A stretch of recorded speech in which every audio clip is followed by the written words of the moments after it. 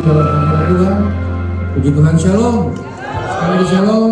Selamat hari Minggu, selamat bisa ketemu lagi sama-sama. Saya percaya Bapak Ibu Saudara, kita semua ada di tempat yang tepat dan waktu yang tepat. Amin.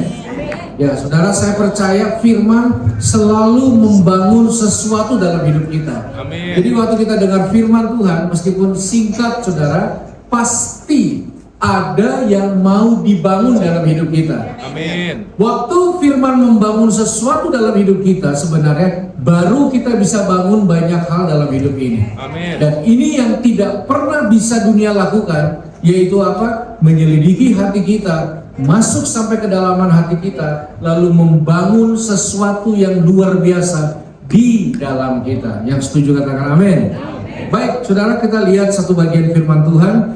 Mari buka dengan saya kitab Yesaya 58, lalu ayatnya yang ke-12. Yesaya 58, lalu kita melihat ayat yang ke-12. Saudara, kita akan belajar sesuatu pada hari ini.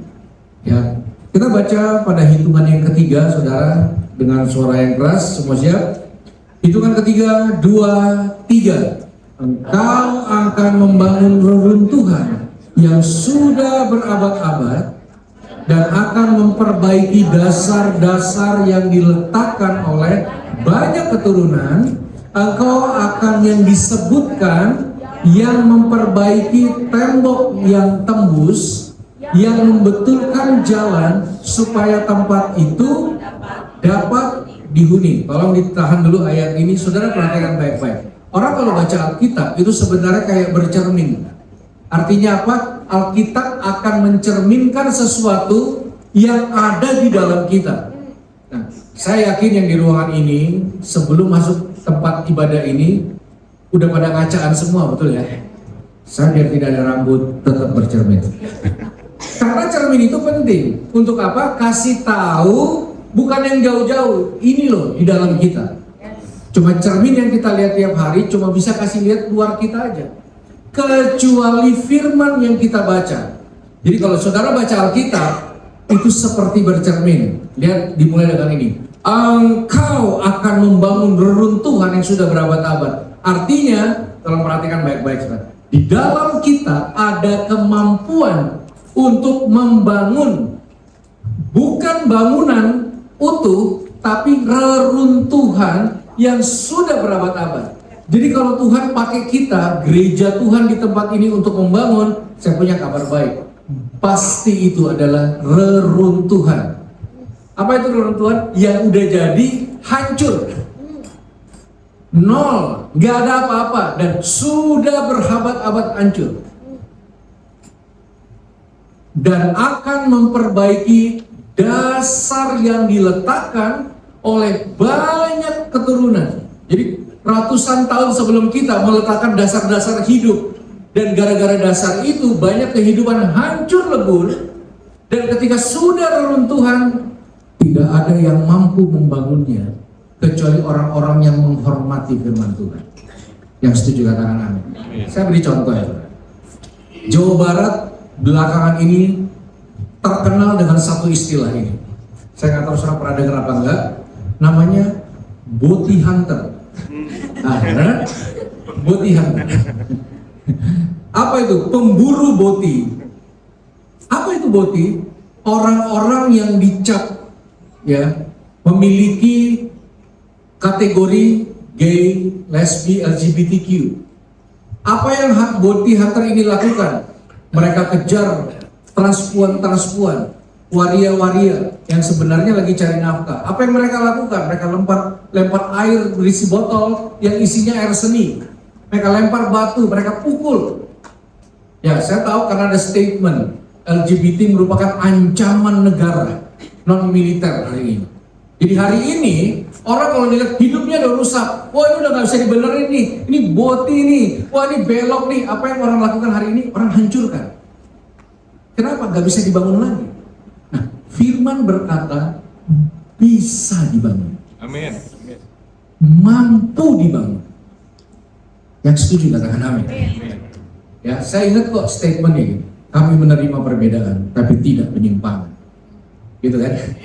Tapi saya mau beritahu saudara, reruntuhan yang nggak bisa diapa-apakan lagi adalah panggilan buat gereja Tuhan untuk bangkit. Karena Alkitab dengan tegak dan jelas berkata, engkau akan membangun reruntuhan yang sudah berabad-abad. Artinya gini saudara, gereja itu membangun bukan menghancurkan. Amin. Apa yang orang melakukan sekarang ketika kegagalan dan kehancuran sudah terjadi, orang singkirkan, orang buang. Ya, reruntuhan itu bukan sesuatu dibangun lagi, makanya di situ dikatakan berabad-abad. Artinya apa? Hancurkan. Ini perbedaan signifikan. Disinilah perbedaan gereja representatif dari kerajaan Allah dan apa yang di luar sana. Di luar sana menghancurkan apa yang sudah runtuh. Gereja membangun Amin. dasar-dasar kembali. Spesialisasi gereja adalah bertemu dengan reruntuhan, bangun kembali. Sesuatu yang tidak mungkin orang di luar Tuhan mampu melakukannya. Saudara, kita hidup dalam tatanan yang tidak menerima sebuah kegagalan dan perbedaan. Makanya muncul itu ya, hunter. Ya, jadi buat beberapa orang tuh kayak hiburan gitu. Cari kemana-mana, kejar. Ya, terakhir saya lihat dipukul. Tapi itu yang terjadi. Kalau kita tidak ikut bersama Tuhan membangun, kemungkinan kita akan bersama Tuhan untuk menghancurkan. Saudara, kalau kita baca kitab Wahyu, ada 7 jemaat ditulis di situ. Smyrna, Antioquia, Efesus dan sebagainya. Kalau saudara ikut tur nih, tur ke Turki keliling itu, saudara akan temukan apa? Reruntuhan. Gak ada lagi gerejanya. Yang pernah ditulis dalam Alkitab, cuma batu-batu. Orang cuma foto-foto di batu aja. Kenapa? Kalau tidak ada pembangunnya, pasti akan jadi reruntuhan. Hanya itu.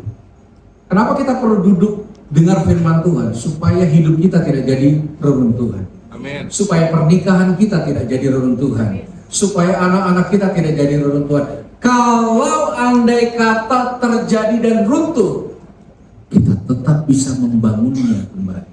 Amin.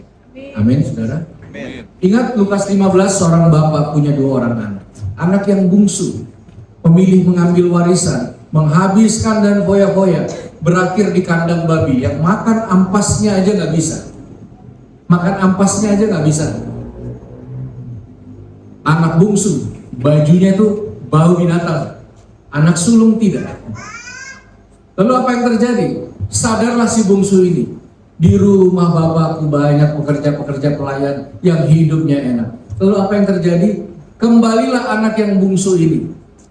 Saudara, bapaknya buat pesta. Pesta apa itu saya sebut ini? Pesta kegagalan. Biasanya orang buat pesta kalau anaknya lulus terbaik. Kita buat pesta apa nih? Selamatan.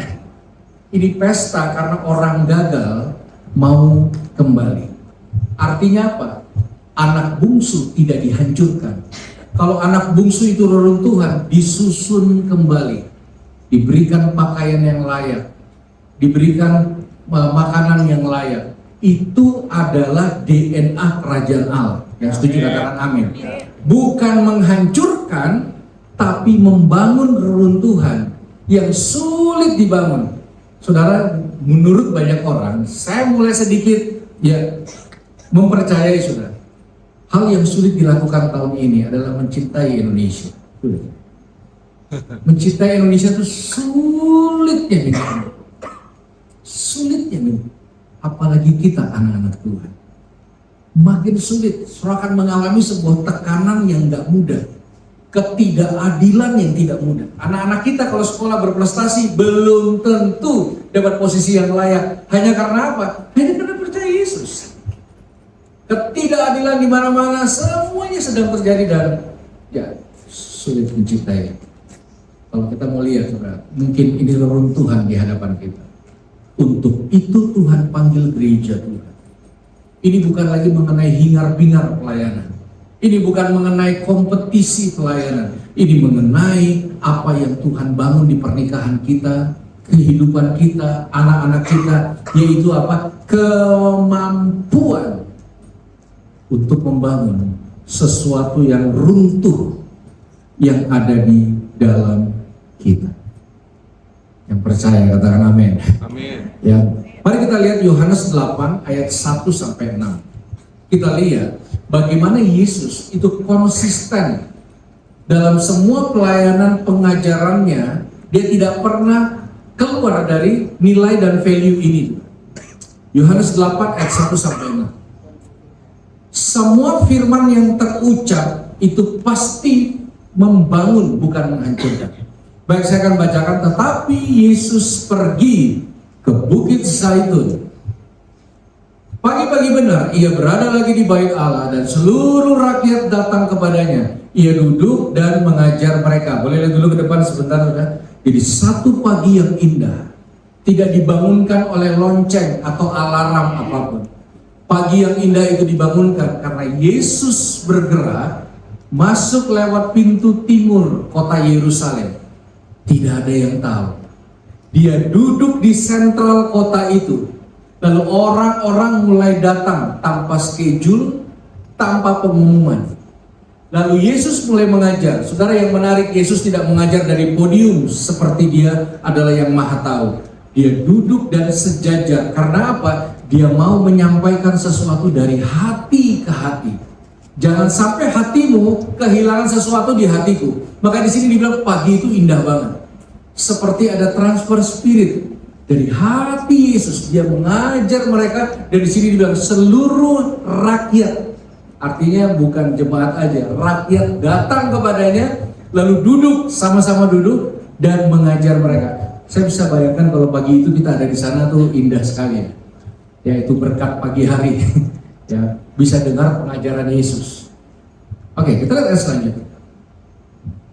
Maka ahli Taurat dan orang-orang Farisi membawa kepadanya seorang perempuan yang kedapatan berbuat zina. Tiba-tiba, saudara, datanglah dari sudut lain sekelompok orang yang orang-orang lalu paham.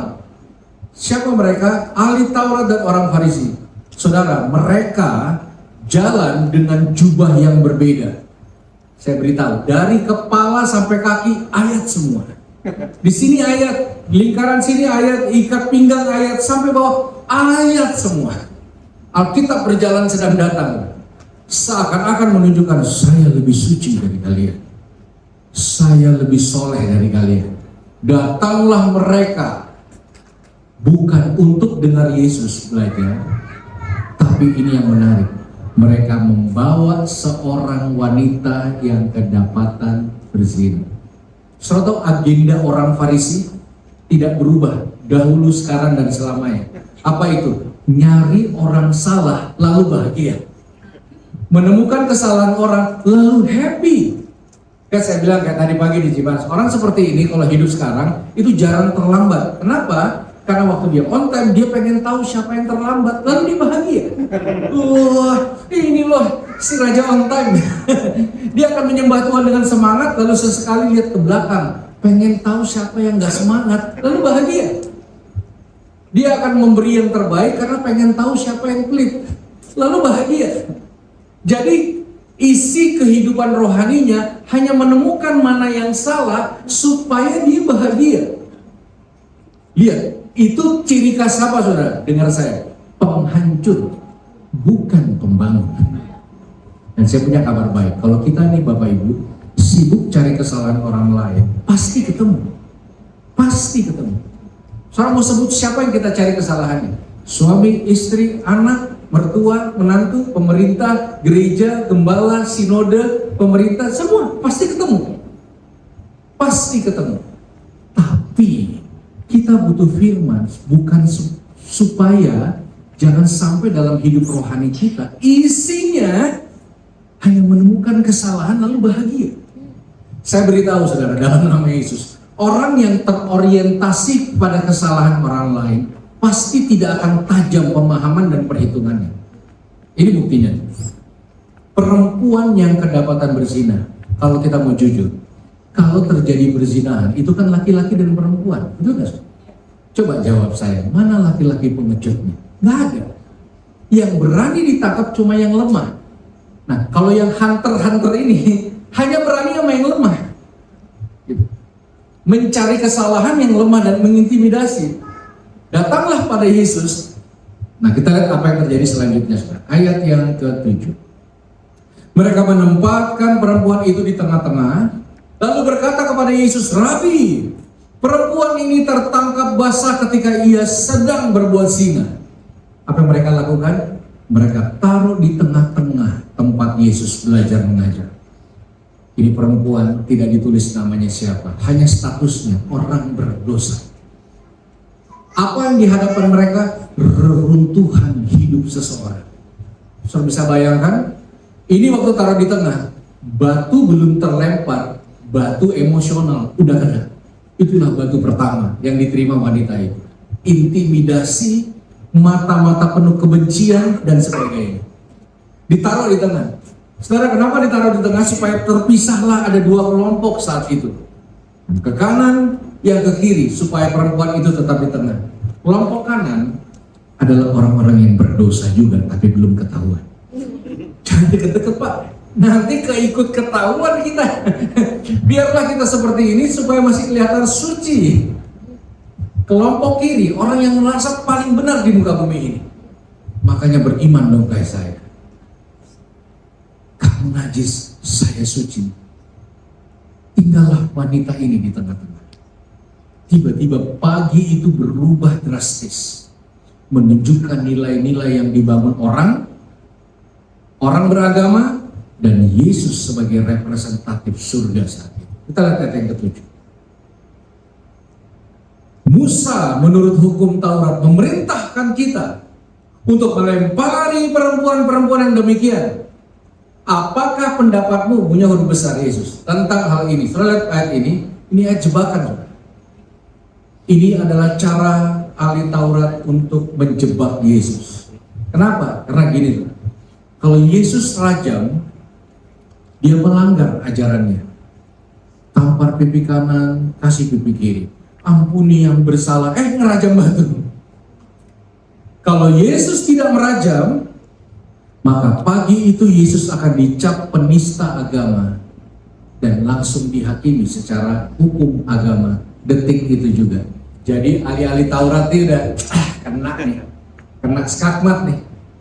Tapi mereka tidak pernah paham yang diajak debat itu adalah sang hikmat, namanya Yesus. Kita lihat apa yang terjadi selanjutnya. Mereka mengatakan hal itu untuk mencobai dia, supaya mereka memperoleh sesuatu untuk menyalahkannya. Tetapi Yesus membungkuk, lalu menulis dengan jarinya di tanah. Yesus tidak bereaksi berlebihan. Dia tidak langsung seperti orang-orang Romawi, salibkan dia, salibkan dia. Saudara dengar baik, tolong lihat saya baik-baik. Hati-hati dengan reaksi langsung yang belum tentu benar. Ya, kalau tahu hari ini banyak kejadian orang dipikir maling padahal bukan, tapi udah kena duluan karena apa? Reaksi langsung. Orang baca berita tahu-tahu udah komen duluan, padahal apa? Reaksi langsung. Yesus menunjukkan elegan kuasa firman, dialah sang firman. Dia membungkuk lalu menulis dengan jarinya di tanah. Kenapa tidak di tembok atau di batu yang besar? Karena dia sedang menunjukkan semua manusia asalnya dari tanah. Dan akulah pelukis hidup manusia. Tidak ada satu orang pun yang berhak menghakimi dan menghancurkan seseorang tanpa melalui aku. Waktu Yesus mulai menulis, saudara tahu, jeda, tidak ada apa-apa. Saya yakin ahli Taurat mulai gelisah. Duh, kelamaan ini. Saudara dengar baik. Kebencian selalu butuh solidaritas. Kebencian itu butuh kebersamaan. Makanya kalau orang benci seseorang, orang akan ajak sebanyak mungkin orang. Untuk apa? Benci hal yang sama. Mengasihi butuh kesendirian. Mengasihi butuh kematangan. Mengasihi butuh pengorbanan. Karena apa? Terkadang akan bawa kita dalam kesendirian. Kita lihat ayat selanjutnya. Ayat yang ke-7. Dan ketika mereka terus-menerus bertanya, ia pun bangkit berdiri lalu berkata kepada mereka, barang siapa di antara kamu tidak berdosa, hendaklah ia yang pertama melemparkan batu pada perempuan itu. Saudara lihat, hukum tidak dirubah, hukum tetap dijalankan. Yesus menghormati hukumnya, tapi si penghukum itu yang dipermasalahkan. Ayo yang belum pernah juga buat salah, silakan lempar dulu. Yesus sedang menyampaikan, kita ini pembangun, bukan penghancur. Makanya waktu kita lagi dalam kondisi kayaknya pengen banget hancurin orang atau apapun, itu waktu yang terbaik koreksi diri. Waktu kita benar-benar lagi punya ambisi untuk merendahkan orang, perhatikan diri, introspeksi diri. Dan itu membuat orang-orang Farisi dan ahli Taurat kecewa berat. Kecewa berat. Penghancur selalu kecewa sama firman. Selalu kecewa sama firman. Makanya waktu suara Tuhan disampaikan, banyak orang tidak bisa terima. Orang seperti ini hancur, harusnya bumi hanguskan. Saudara lihat, orang-orang menyatakan hal seperti itu. No mercy, nggak ada. Ya. Belum lama saudara, satu anak dari pedalaman NTT dapat beasiswa full kuliah di Jakarta. Itu pas pergi, udah kayak mau naik haji. Dia antar sama seluruh kampungnya. Inilah anak putra daerah yang akan mengharumkan kampung kita nanti. Kuliahlah di Jakarta. Masuk ke salah satu kampus terbaik Kristen. 4 bulan setelah dia menjalankan kuliah asrama, ketahuan sama kepala asrama nge-vape sama teman-temannya. Berapa yang terjadi? Gak lama kemudian dipulangkan, beasiswa dibatalkan. Pulanglah anak itu.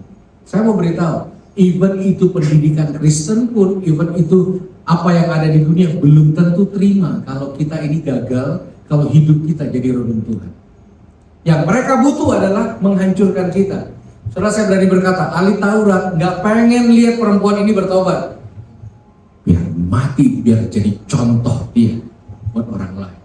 Jadi kalau kita gagal, saudara, orang pengen kita itu hancur supaya jadi contoh, supaya jangan gagal gitu. Beda dengan Yesus. Beda dengan Yesus.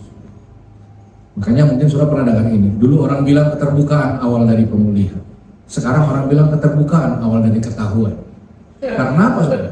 Keterbukaan, berarti keterbukaan tanpa penerimaan dan pengampunan itu interogasi namanya. Itu interogasi. Makanya orang takut ketahuan. Karena apa? Jadi reruntuhan hidupnya. Waktu hidup jadi reruntuhan, orang nggak kepengen kita lagi.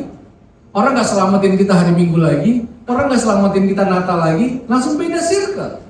Itu yang terjadi kalau kita lihat handphone kita, tiba-tiba banyak grup WhatsApp-nya tuh nggak aktif. Oh, nggak ada yang ini. Itu kenapa, saudara? Karena ada grup WhatsApp baru yang dibuat yang nggak ada kitanya. Itu ya. Cancel culture namanya. Kalau kamu gagal, kamu bukan lagi part dari kita. Nah, itu problematikanya. Kita tuh butuh kapasitas supaya apa? Supaya tangan ini bukan menjadi tangan yang melempar batu. Ngomong-ngomong, saudara, tidak pernah satu batu terlempar dari tangan Yesus. Tidak pernah satu anak panah terlepas dari tangan Yesus. Tidak pernah satu sayatan pedang dari tangan Yesus. Yesus bukan panglima berkuda, perang yang menaklukkan musuh-musuhnya. Dia naik keledai, dia mati di atas kayu salib. Dia pembangun reruntuhan. Lihat ayat selanjutnya. Ayat yang ke-8. Lalu ia membungkuk pula dan menulis di tanah. Ayat 9. Tetapi setelah mereka mendengar perkataan itu, pergilah mereka seorang demi seorang. Mulai dari yang tertua, akhirnya tinggallah Yesus seorang diri dengan perempuan itu yang tetap di tempatnya. Ayat 10.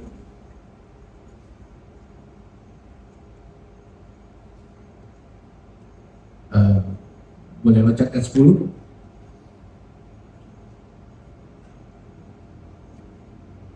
Lalu Yesus bangkit berdiri dan berkata kepadanya, hai perempuan, di manakah mereka? Tidak adakah seorang yang menghukum engkau? Ayat 11, ini perkataannya. Jawabnya, tidak ada Tuhan. Lalu kata Yesus, aku pun tidak menghukum engkau. Yesus itu berhak menghukum dia. Sangat berhak menghukum dia. Tapi dia bilang, aku tidak akan menghukum kau. Saudara, saya mau tanya, coba boleh lihat ke depan sebentar. Hukumannya diganti sama Yesus gak? Tidak. Kenapa Yesus bilang gini, aku pun tidak menghukum engkau? Karena apa? Karena sebenarnya Yesus sedang bilang gini, nanti aku yang akan gantiin hukumanmu di atas kayu salib. Makanya setelah itu dia bilang, pergilah. Tapi jangan lagi berdosa dari sekarang. Jangan lagi tetap di kumbangan yang sama. Bertobat dan berubah. Ya, Yesus membangun peruntuhan, bukan menghancurkan. Di situ kita perlu Yesus supaya dalam hidup ini, ketika terjadi sesuatu dalam hidup kita, kita memutuskan bukan penghancur, tapi pembangun dalam kehidupan ini. Dunia ini, kalau kita hanya melihat dari sudut pandang berkat, mujizat, pertolongan, sehat, sembuh dan sebagainya, maka kita akan bertarung dengan banyak hal yang sifatnya pragmatis. Kalau kita mau mengkerucut dalam satu nilai yang sangat tinggi adalah membangun reruntuhan. Amin. Makanya saya sering ngobrol sama orang-orang yang suka diskusi. Saya paling benar, saya paling benar. Taruh orang kusta di antara yang berdebat, yang bisa peluk, itulah yang doktrin yang benar.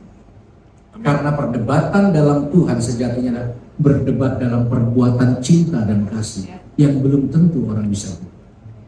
Taruh orang gagal, taruh orang yang kedapatan berzina. Satu hunter, satu membangun. Itulah nilai yang tidak pernah ada di wilayah lain selain kerajaan Allah. Saudara, baru kejadian 3 manusia sudah gagal, betul ya? Belum kejadian 10, manusia sudah jadi reruntuhan. Kain bunuh Habel, dan semua sisi-sisi gelap Alkitab itu ada tertulis. Pernah hampir sekali dia musnahkan semua dunia ini. Yang diselamatkan satu keluarga Nuh. Masih ingat Erba? Tapi setelah Erba surut, dia berjanji, aku kayaknya gak akan buat gini lagi. Sampai dia buat tanda busur di langit. Itu bukan lambang LGBT, itu murni datangnya dari firman. Tanda dia bukan penghancur, dia membangun kehidupan. Amin, saudara. Itu sebabnya saya yakin kita yang di tempat ini, kita mungkin pernah terpuruk jadi reruntuhan.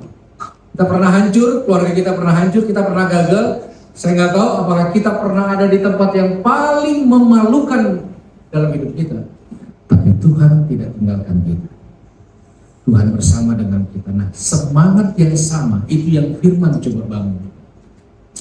Saya ingat dulu sebelum bertobat ada orang bilang sama saya, ya udah lo ikut Tuhan lo, sana lagi ikut retret, kali-kali ketemu Yesus gitu kan. Nah, dia bilang, ide menarik juga nih. Ya, jadi dulu masih otak masih belum nyambung, saya ikutlah retret. Saya pernah cerita di sini juga. Retret 3 hari.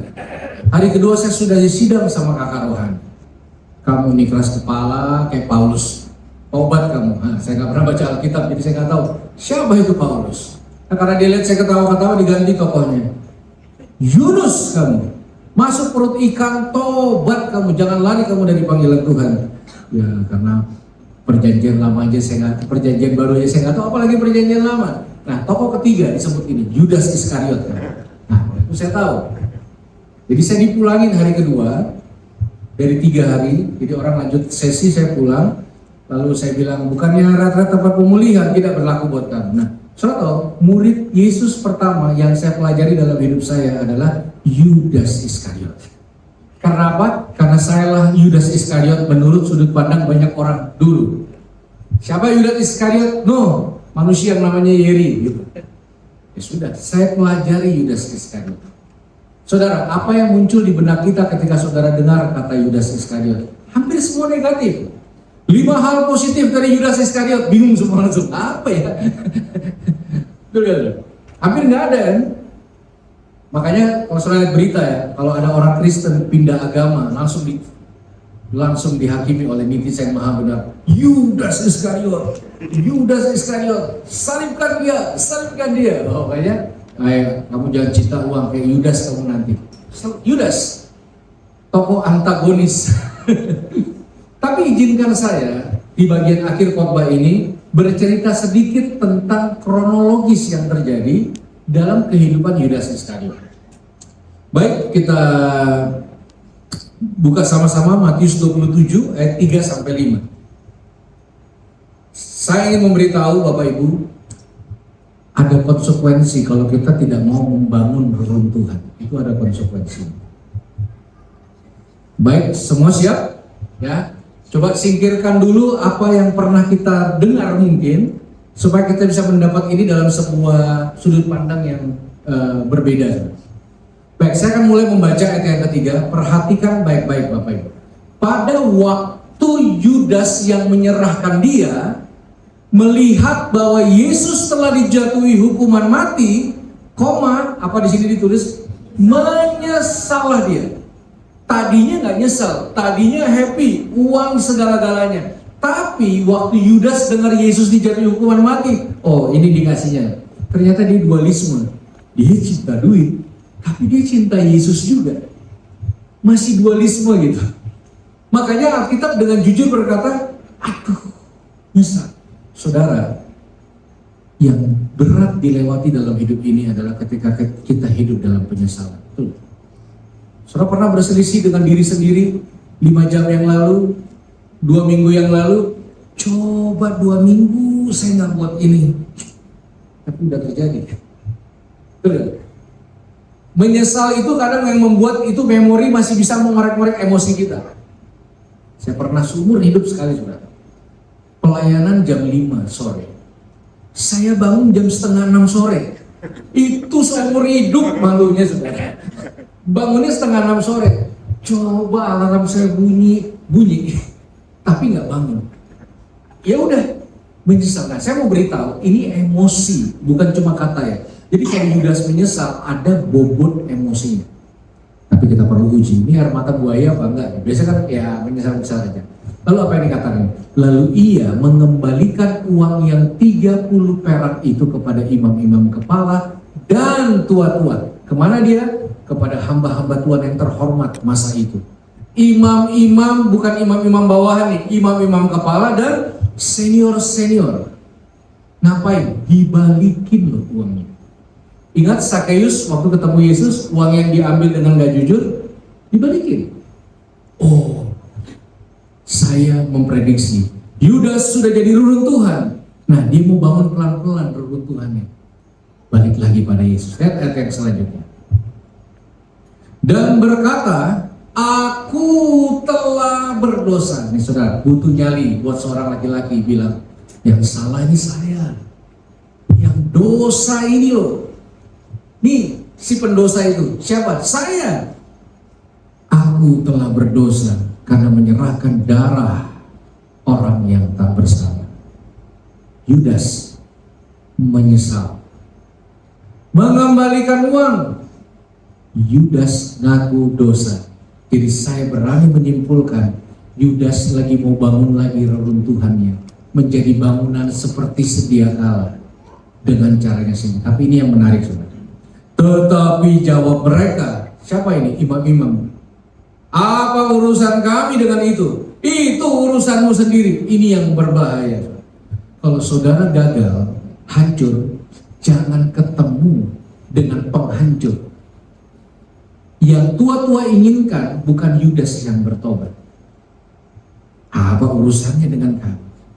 Kita tahu setelah ini Yudas melakukan satu dosa yang tidak bisa dibenarkan, yang menghabisi dirinya sendiri. Tapi saya mau beritahu, kalau hamba Tuhan nolak, orang akan pikir Tuhan juga nolak, betul gak? Kalau saudara dimarahin hamba Tuhan, otomatis otak kita akan berkata, kenapa Tuhan marah sama saya? Karena apa? Karena hambanya marah sama saya.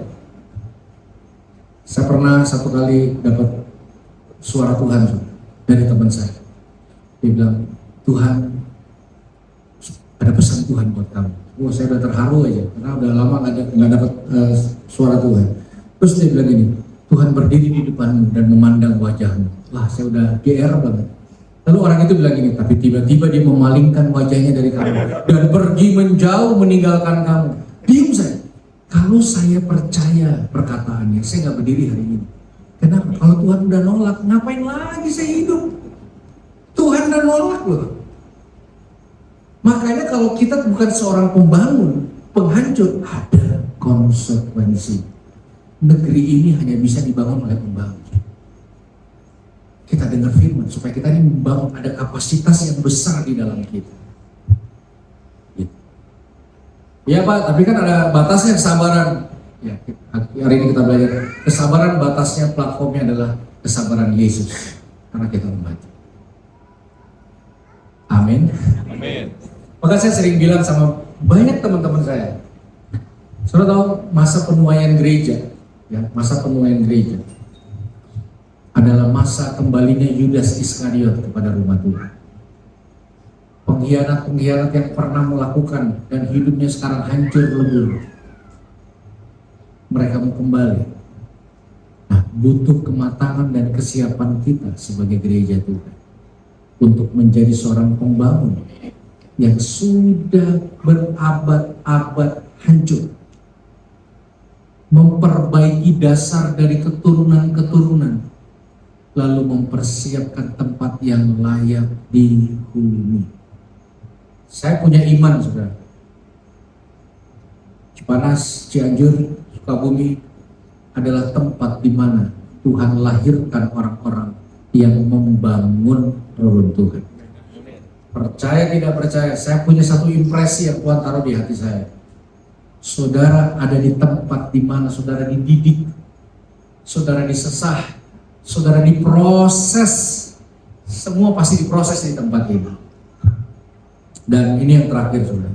Saudara mesti bersyukur karena di tempat ini ada pemimpin-pemimpin yang Tuhan tetapkan memiliki hati untuk membangun. Amin. Mungkin dengan semua cara yang berbeda, tapi hati membangun. Kalau saudara miliki orang di sekitarmu, bersyukurlah. Amin, saudara. Amin. Jadi saya percaya, kita nggak tahu nih apa yang terjadi sampai akhir tahun, awal tahun depan. Tapi saya percaya bukan yang di luar yang menjadi penentu, tapi apa yang Tuhan bangun di dalam kita. Membangun tembok-tembok yang runtuh dan kita membangun negeri ini. Maka saya percaya kita tetap akan melihat Indonesia yang lebih baik. Yang setuju katakan amin. Kita akan tetap belajar dan berjuang untuk mencintai bangsa kita dengan semua serba-serbinya, dan kita menjadi representatif dari Christ Kingdom itu sendiri untuk bangsa ini bagi hormat dan kemuliaan Tuhan. Saudara percaya, kasih tepuk tangan yang meriah buat Tuhan kita.